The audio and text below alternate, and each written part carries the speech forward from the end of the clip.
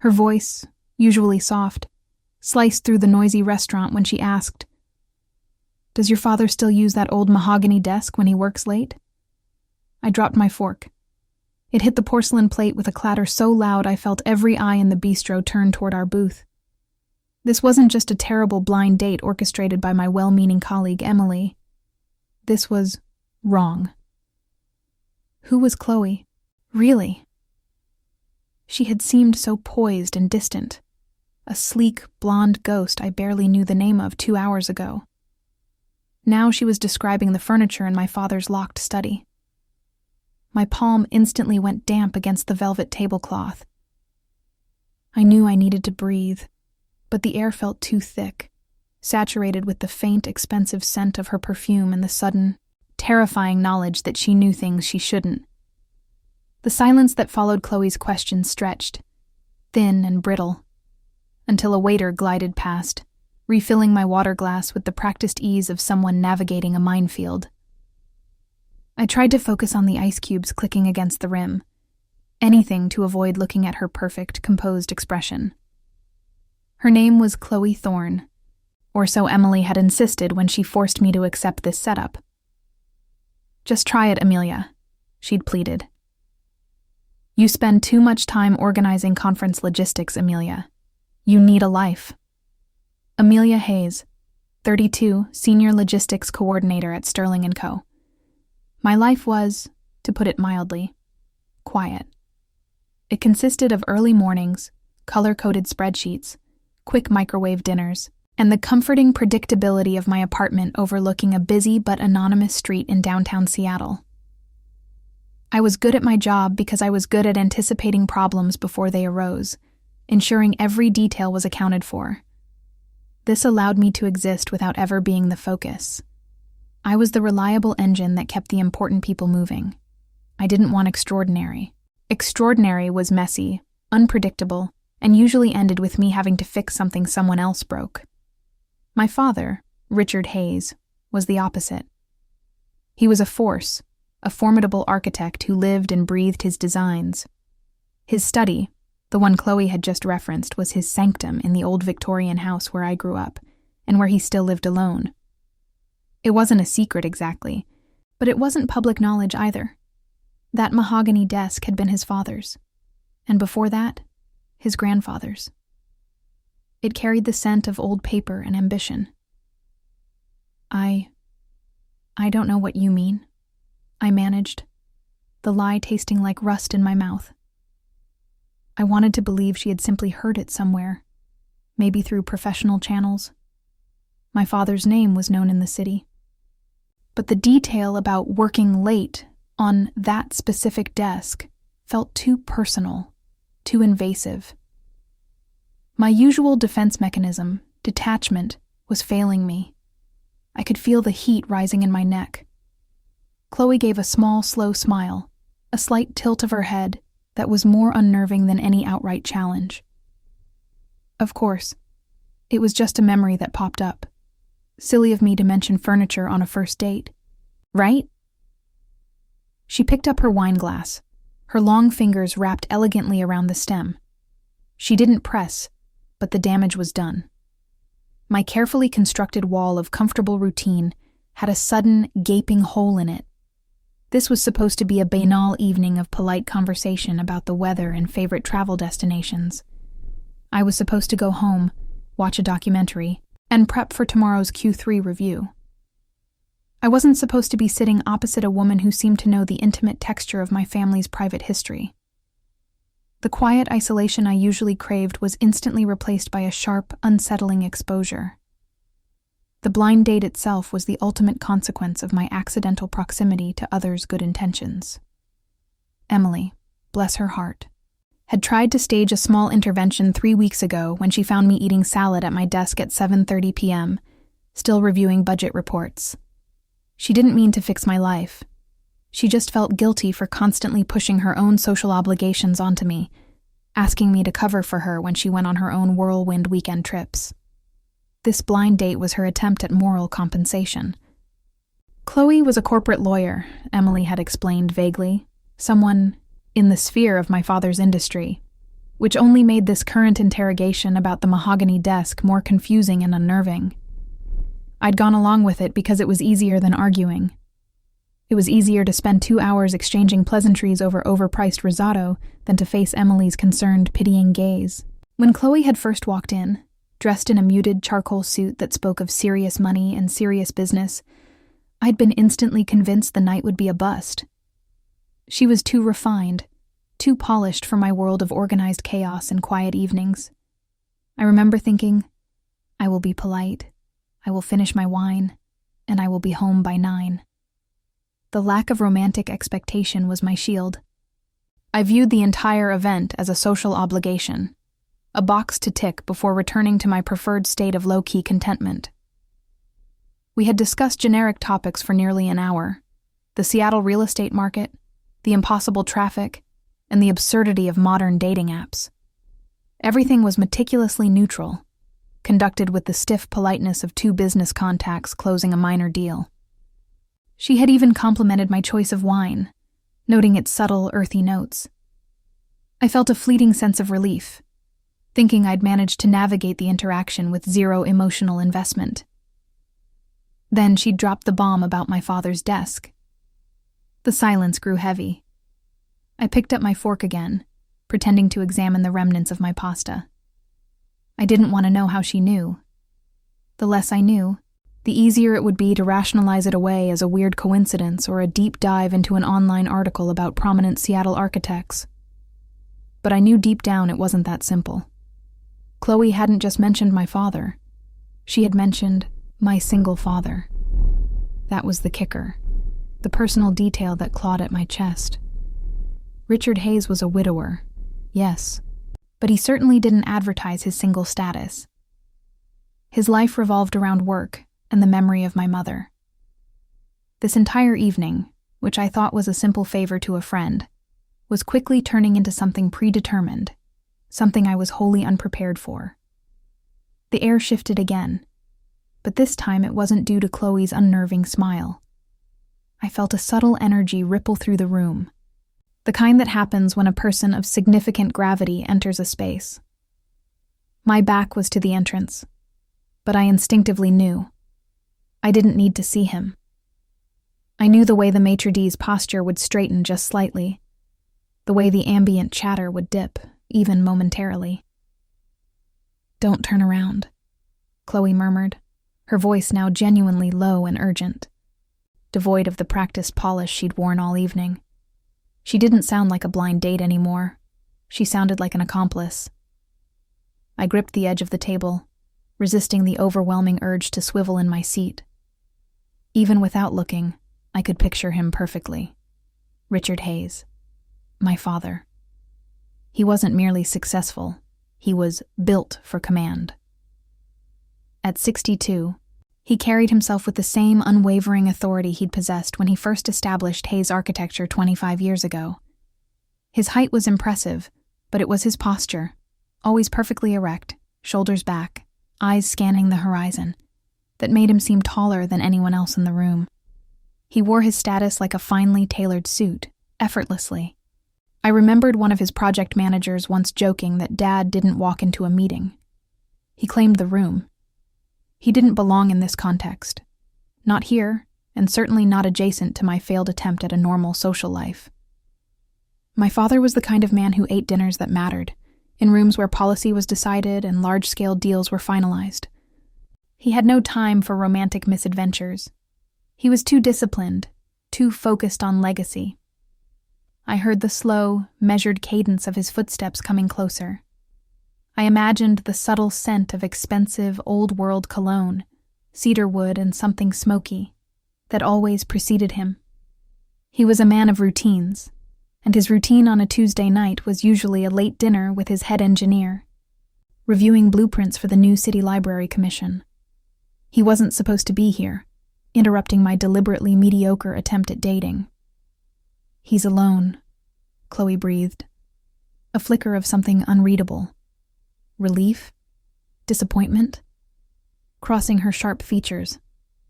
He must have finished early. My mind raced. Was he meeting someone else? A client? The realization hit me with the force of a physical blow. Chloe worked in his industry.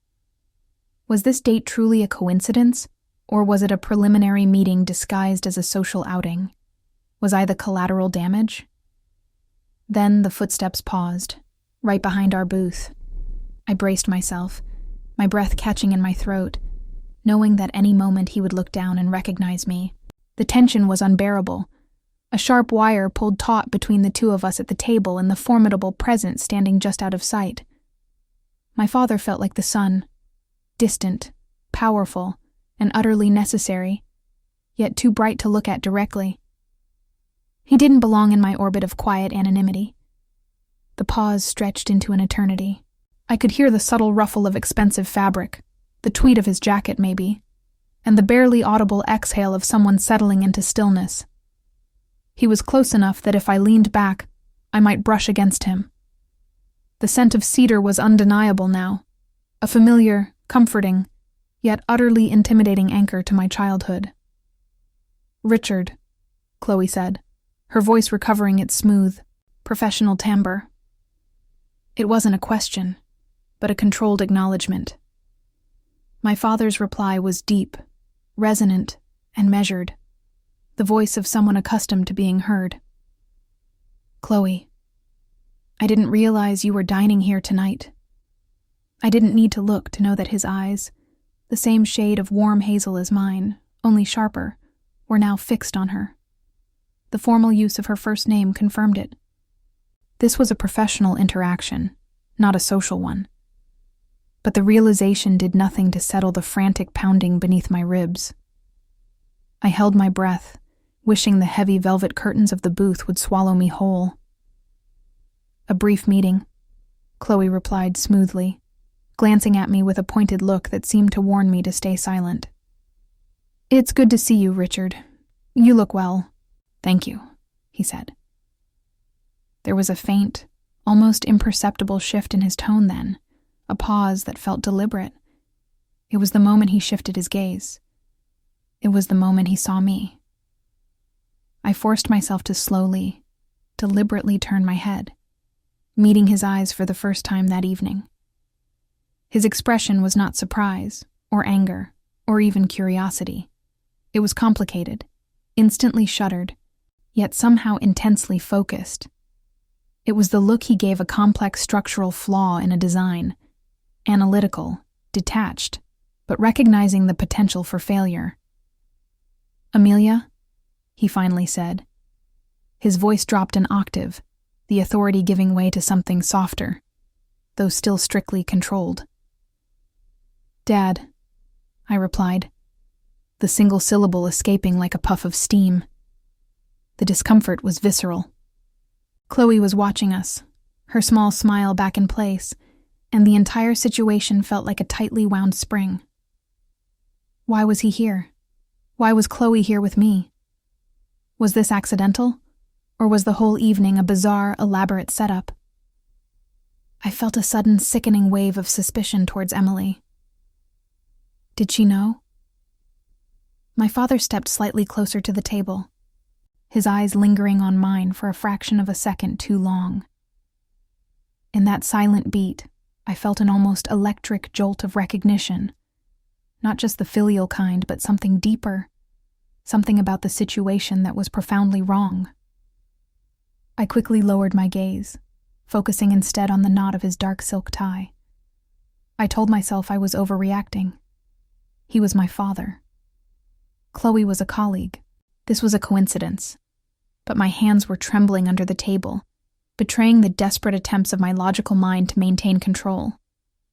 The silence, charged with three people's unvoiced thoughts, felt louder than the entire restaurant. He didn't ask what I was doing, which was the oddest thing. He simply saw me. My father didn't linger. He offered Chloe a curt, polite farewell, a professional dismissal, and told me simply, "I'll be in the lounge, Amelia. Don't be too late." He walked away, his presence receding like a tide. But the residual tension remained thick. Chloe watched him go, a contemplative look smoothing out her features. I felt instantly exposed, caught out. "I should go," I announced, grabbing my small purse. The date was unequivocally over. "Wait," Chloe said, her hand reaching across the table, touching my wrist lightly.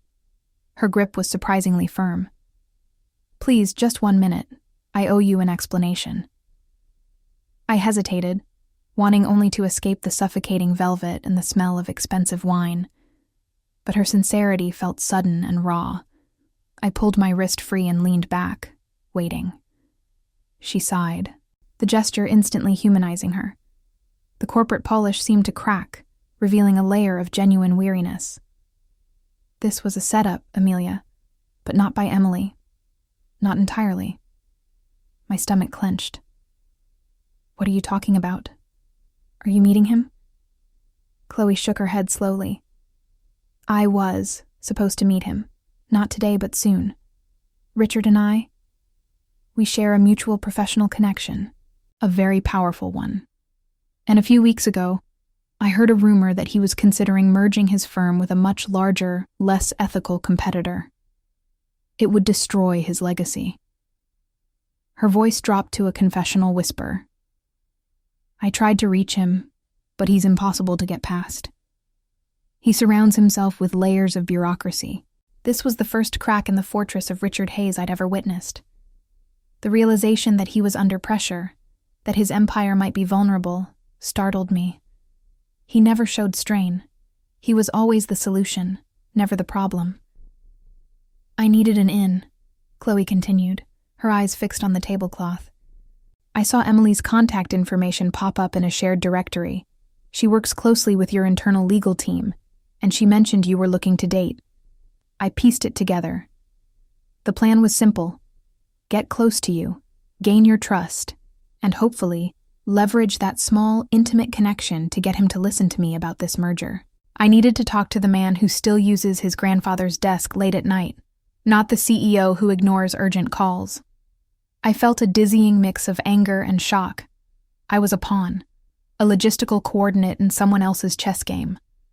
But beneath the betrayal, a profound sadness bloomed for my father. He's under pressure. He was still the unyielding architect, but he was also a man alone, making decisions under duress. "You knew I was his daughter," I whispered, the words barely audible. "Yes, and I was selfish. But I also know your father, Amelia. Not socially, but I see the way the market is treating him. He's tired. He's been doing this alone for so long, protecting that legacy.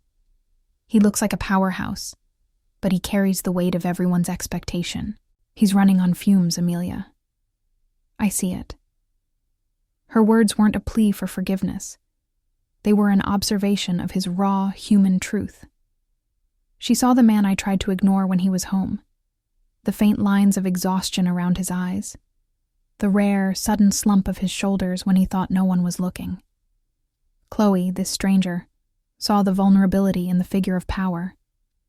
And suddenly, my anger faded, replaced by a fierce, unfamiliar need to protect the weary, solitary man in the lounge. The power balance between the man and the architect had just shifted completely. I paid the check quickly, my heart still racing, but the panic slowly dissolving into a strange, focused clarity. The anger hadn't entirely gone, but the shared truth about my father had created an immediate, bizarre intimacy between Chloe and me. We left the restaurant together, navigating the busy lobby. I didn't head for the lounge where my father waited. Instead, Chloe quietly guided me toward the valet stand. "I need 5 minutes, Amelia. Just to tell you what I know," she said, her voice dropping to that serious, non-flirtatious register again. We stood on the sidewalk as the damp Seattle air wrapped around us. It was cold, and the neon lights from the street bled into the wet asphalt. It wasn't a romantic spot, just a functional space, safe because it was public and transient. Her car, a sleek, dark sedan, pulled up. "Get in," she said, nodding toward the passenger seat. "Just for a moment. We can't talk about corporate ethics standing on a busy corner." I climbed in, the leather seats cool against my legs. Chloe started the engine, but didn't pull into traffic. The car hummed softly, creating a bubble of warmth and silence. It felt like a decompression chamber. For the next 10 minutes, she didn't talk about the date or my reaction to the setup. She talked exclusively about Richard Hayes. She detailed the predatory nature of the proposed merger, the risk to his employees, and the sheer intellectual arrogance of the rival firm. She spoke with a passionate professionalism that was captivating. She wasn't just a lawyer, she was an advocate. "He built everything on integrity," she said, her hands resting lightly on the steering wheel. "If he signs that deal, everything he believed in, the focus on sustainable, community-first architecture, it all dies. And he knows it, which is why he's so exhausted." I listened, completely rapt. I had managed the logistics of my father's life for years, scheduling his flights, coordinating his teams, but I had never looked into the complexity of his professional soul. Chloe, a practical stranger, had given me a window. There was a moment when she paused, searching for the right words, and she turned her head, meeting my eyes again. This time, the look was different. There was no veiled agenda, no professional manipulation. Just the clear, serious intent of one person sharing a heavy burden with another. It was a silence that wasn't awkward, but shared. We weren't talking about romance or even family. We were talking about legacy and pressure. In that shared, quiet space, surrounded by the rush of the city outside, a true connection formed. A connection born not of attraction, but of a mutual, protective concern for the formidable, yet weary man waiting in the lounge. It felt truer than any polite dinner conversation. The weight of Chloe's information pressed down on me. I realized I was now complicit. I knew things about my father's business that he hadn't shared. Secrets about his vulnerability that I had absorbed from a complete stranger who had manipulated me into a date. The moral lines of this situation were hopelessly blurred. My first, strongest instinct was to retreat. "I don't know why you told me this, Chloe," I said, rubbing my temples. "I'm his daughter. I manage his travel schedule. I don't handle his merger negotiations." "You are the only person he listens to unconditionally," she countered, her voice firm. "He's stubborn, Amelia. He sees me as the competition, a threat. If you approach him, as his daughter, concerned about his health, his exhaustion, and suggest he reconsider his options, he might pause." I stared out the window, watching a group of people spill out of a theater, laughing. Their lives seemed so straightforward. Mine felt like a poorly constructed architectural model ready to collapse. The idea of confronting my father on such a deeply professional and personal issue was terrifying. It violated every boundary we had established over 3 decades. Our relationship was built on respect and distance. I respected his ambition. He respected my need for a quiet, predictable life. I didn't interfere with his domain, and he didn't interfere with mine. If I stepped into this, I risked everything. I risked his anger, his disappointment, and most importantly, I risked shattering the fragile peace we maintained. What if she was wrong? What if the merger was necessary? I could damage his business, his reputation, and permanently sever the trust we had. I had nothing to gain, no romantic conquest, no professional advancement, only the acute fear of losing the quiet, stable relationship I already had with him. "This is not my fight," I said, reaching for the door handle. "I appreciate the warning, but I can't. I can't betray his trust, even if I think it's for his own good. I'm not strong enough to handle the fallout." My honesty was brutal, but necessary. I was a person who prioritized stability above all else.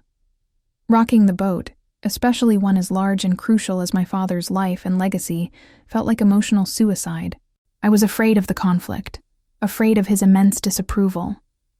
I wanted to tell her to stop the car, let me out, and pretend this evening, the desk, The accidental encounter, the confession, had never happened. I wanted my boring, organized life back. The fear of exposing myself, of making myself visible enough to fight for someone else, was a physical ache in my chest.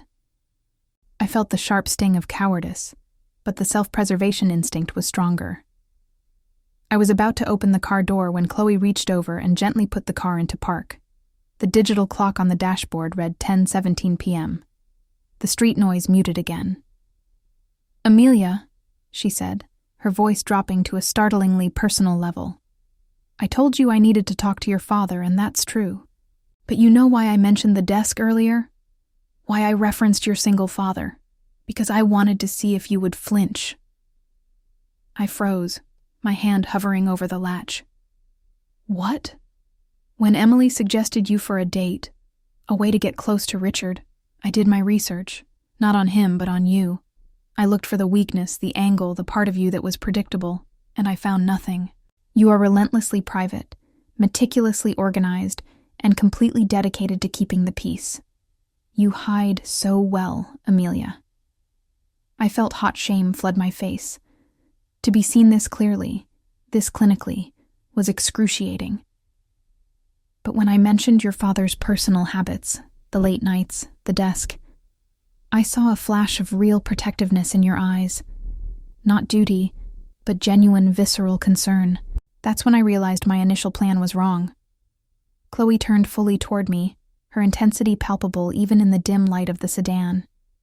She took a deep breath, and the next words she spoke were the ones that changed the architecture of my entire reality. They were not about the merger, or my father, or the desk. "I didn't want to use you anymore, Amelia. I wanted to choose you." The air left my lungs in a silent rush. I blinked, convinced I had misheard. Choose me? The woman who had just used me as a corporate maneuver, the woman who was too polished, too successful, too visible for my mundane life. "I've spent my entire life around powerful, ambitious people," Chloe continued, her voice soft but unwavering. "They are loud. They demand attention. They always want the spotlight. But you are the silent structure that holds everything up. You observe. You notice the pressure points. You are the only person who can organize an entire international summit and still remember the color of the coffee mug a speaker prefers. Most people overlook competence, Amelia. They overlook the quiet strength. But I see it. And I don't want the noise. I want the quiet, solid truth of you." The honesty was devastating. It bypassed all my defenses. She wasn't complimenting my looks or my charm. She was seeing the invisible, essential core of who I was. The woman who tried to be everything for everyone else, and who never expected to be seen in return. I felt tears prick the back of my eyes, not of sadness, but of profound, unsettling recognition. She didn't want the performance. She wanted the structure. She chose the foundation, the scaffolding, the reliable, invisible force. She chose me. My mouth felt dry, and the elegant, organized phrases I usually relied on failed me completely. I couldn't form a coherent sentence about the merger, my father, or the profound awkwardness of the setup. All I could feel was the strange, sudden warmth blooming in my chest, the unmistakable sensation of being truly witnessed for the first time. "I don't know what to say," I finally choked out, shaking my head slightly. "You planned this. You came here under false pretenses. It's terrifying, Chloe." "I know," she agreed instantly without deflection or excuse. "It was unprofessional and desperate. But now I'm asking you to look past the terrible, self-serving strategy and look at the truth I just gave you. Everything I said about your father's business is real. And everything I said about seeing you is even more real."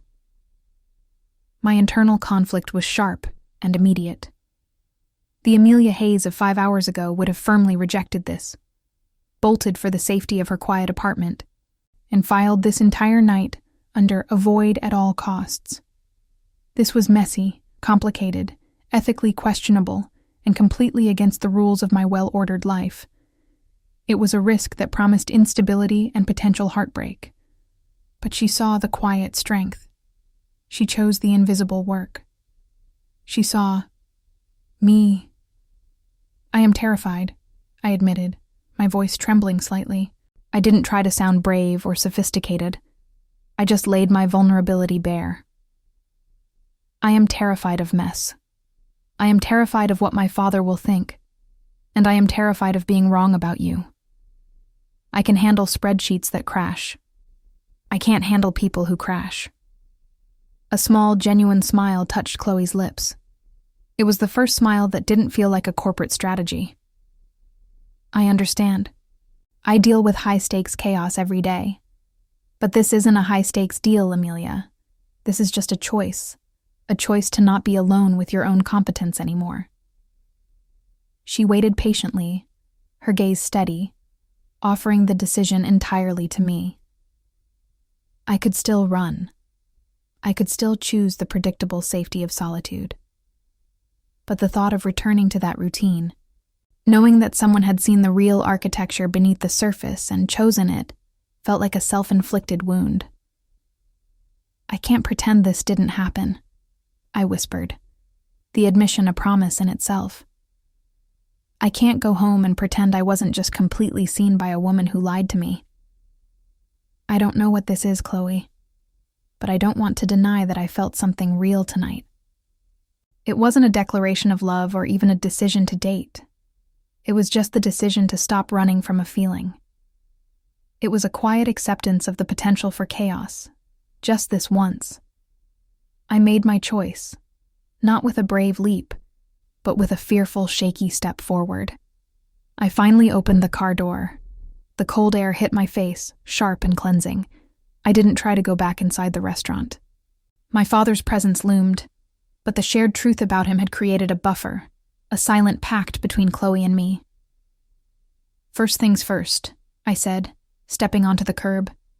You need to give me all the data you have on that merger. We need to build a strategy for Richard that doesn't involve me ambushing him about furniture.